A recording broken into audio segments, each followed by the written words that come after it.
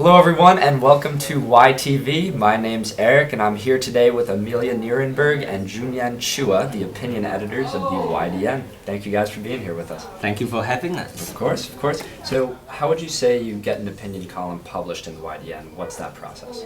Well, it's so basically you just email us, anyone. And it comes a lot from people who feel like there's a frustration with something that people aren't talking about exactly as they want them to, or they see a problem that they need addressed, or they think that there's something that they really want to raise awareness about. Okay, now one of the criticisms of the YDN opinion page is that it's dominated by white male voices. What's your opinion on that? I absolutely think it's a problem, and it's a national problem, not just at the YDN. It is absolutely true that too few of our columns are written by women and students of color, and this is something that Amelia and I, as well as the rest of the board, take very seriously. If we are to capture the full breadth of campus opinion, we need to make sure that students of all backgrounds with different experiences are being brought into the opinion page. And the big part of the effort is to try to make the YDN accessible and not intimidating. I think a lot of people have a Gilmore Girls image of the YDN, and they're trying to combat that. And I think at the core, it's about making sure people realize that you don't have to write in a particular philosophical or stylistic tradition to write a good column. There is no archetypal YDN columnist, and that we welcome columnists from all walks of life, from the Yale community. I think a lot of the best columns that we've received and the columns that have done the most, or had, I don't like saying impact, but had the most impact, came from people who really don't resemble intellectually or from a background, the people that people think of when they think of a YDN columnist.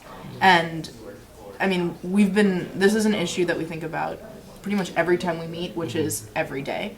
And it is a source of frustration and worry that we're both not doing our jobs to the Yale community because we're presenting at times a very small part of the voices, but also that we're not finding ways to make people feel like this building belongs to them. It is the Yale Daily News. Anyone who is affiliated with Yale can write and should write for the opinion page, I think. So now looking ahead, what do you think will be the major controversies and conversations at Yale that we may see covered on the opinion page coming up? So a lot of the problems that we see at Yale, we were thinking about this, are structured around problems of inclusion. Senses of people not feeling like a space belongs to them, or a space that they can enter, or a space that is welcoming.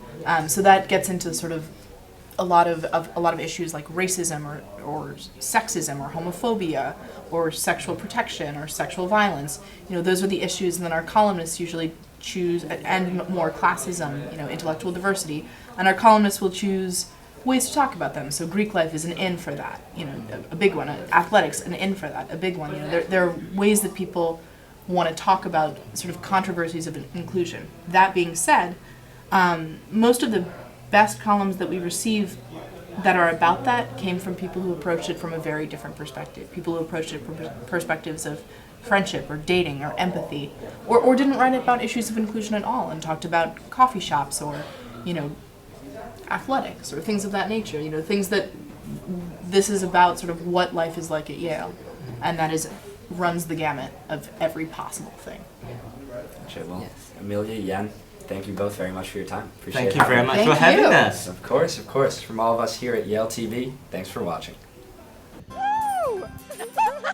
What are you looking forward to the most this holiday season? What am I not looking forward to? Cookies, family, Christmas carols. I really look forward to getting out of here because it's been